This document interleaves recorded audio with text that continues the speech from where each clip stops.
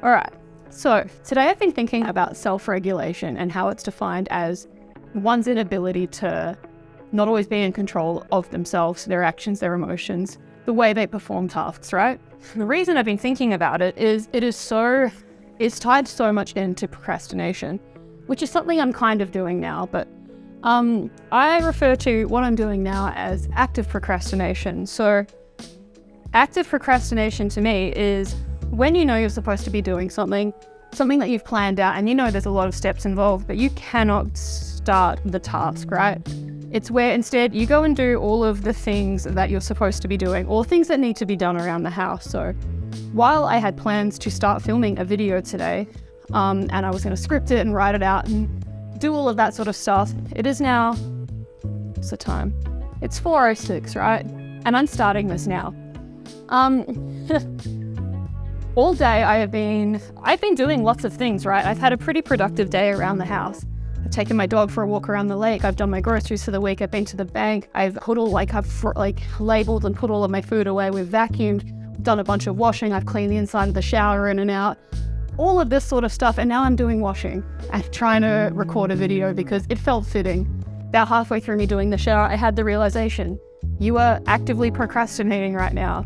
And while it's great because it helps out around the house, when I go to bed at night tonight, I will feel so disappointed with my waste of a day. I got all of these little crappy tasks done, but I didn't accomplish what I wanted to get done today. Oh, it's so frustrating, right? Because this type of procrastination can be so debilitating, but it's very internalized, because until it starts to affect someone else, no one actually gives a crap. So we are gonna go get this washing put on, and then I'm gonna sit down and, I don't know, I'd like to say I'm gonna do some more around the place, but not more around the place. I'm gonna sit down and finish this fucking vlog. However, what I will say about active procrastination is there's a time where I would have kicked my ass about this or felt really crappy about it, but at least I know that when I am like this, it's coming from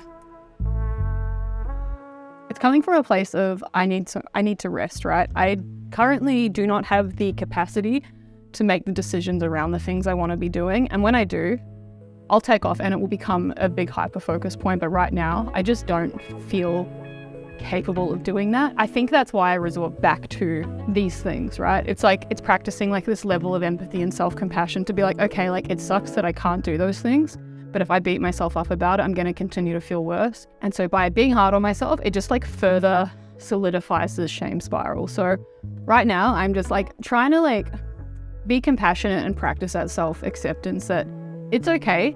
I'm doing something semi-productive, so I don't have to feel terrible about it. But even if I wasn't, it's okay to take that day. You do have to listen to your mind, unless there's a deadline, and get that fucking thing done.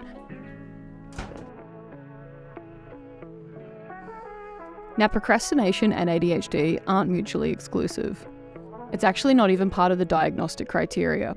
But traits of ADHD and the symptoms it brings on make procrastination more likely to occur. Stick around till the end of the video. I've got a few helpful tips on how I combat procrastination living with ADHD.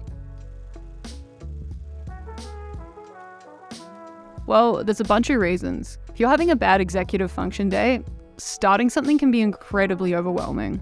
For me, this overwhelm often stems from not being able to prioritize what order to start a sequence of tasks in. Let's say I need to tidy up. The floor needs to be vacuumed and mopped. There's washing that needs to be folded and put away. I need to wash and dry dishes and wipe down the benches. Seems pretty simple, and for the neurotypicals, it probably is. Hell, on a good EF day, it is for me too. Unfortunately, this isn't every day. When I'm overwhelmed, I go into a thought spiral. It doesn't look like much externally, but my thoughts will race.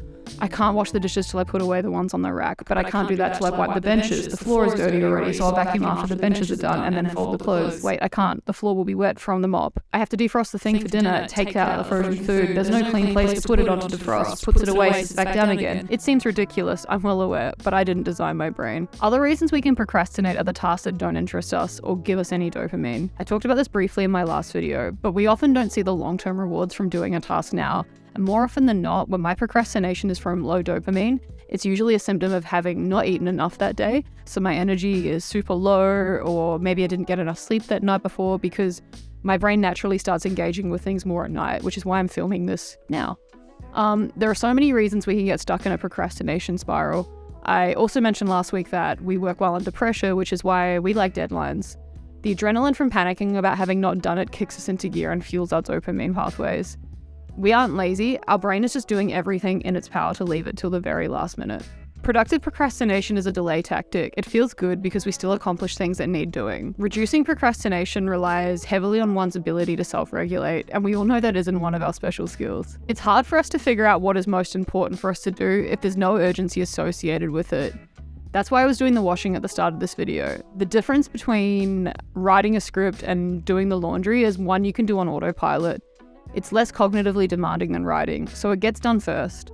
Luckily, while cleaning the shower, I had the idea to start recording and try and talk off script for the first time. Look, I'm no expert here. I'm still navigating it all myself. This is all still quite new to me, and I'm learning what works best for me.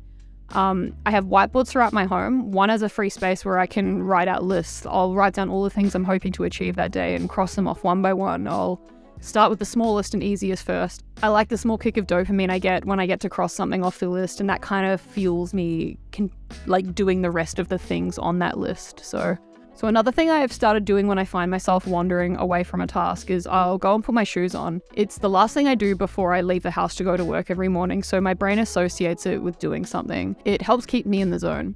A tip I picked up from an online course I brought from the Weirdo Coach is get yourself a little dopamine candle and Pavlov yourself into doing work. Pick something you love the smell of and only use it when you're doing work. Eventually you'll start to associate the smell with working. I use one in my office when I'm editing videos, and every couple of months I'll change it out and get a new smell, but every time I smell it, I'm like, it's showtime. Post-it notes have also become my best friend.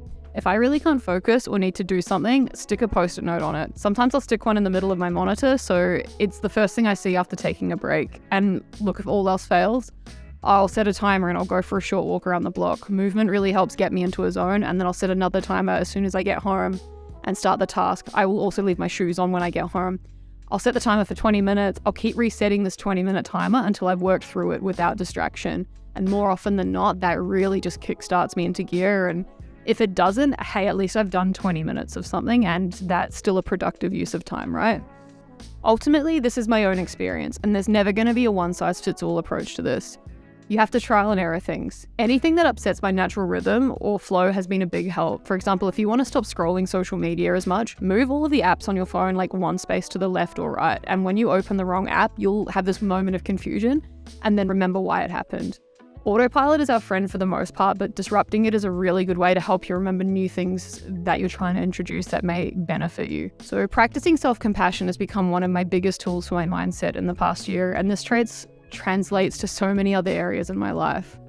As I mentioned earlier on, sometimes you just need to listen to what your body and mind needs. If it's not super urgent, the task you're trying to achieve, giving yourself a rest day or even just a few hours to do something enjoyable can really help. In the interest of not doing another 10-minute video, I'm going to wrap this one up now. I hope you found it helpful in some way, and I'd love to know what you do to help break yourself out of a procrastination slump. Let me know in the comments, and I'll see you in the next one. Thanks for watching. Cheers.